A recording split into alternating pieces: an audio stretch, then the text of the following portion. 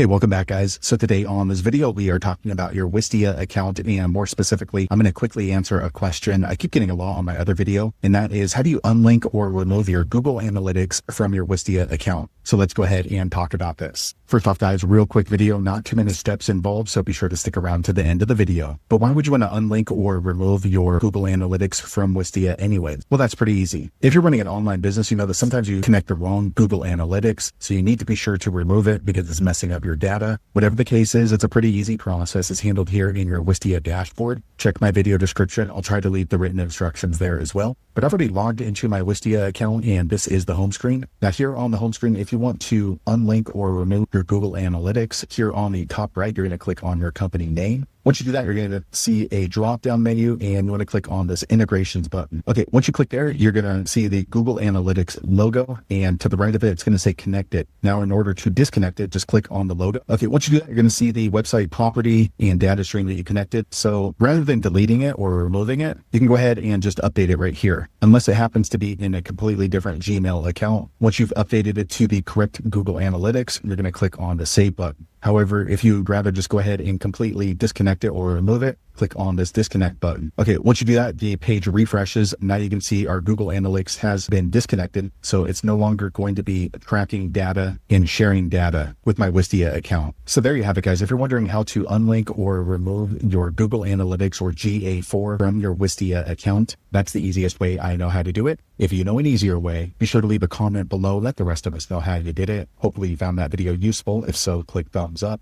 or maybe consider subscribing to my channel, and I hope to see you on the next video. Thanks again for watching.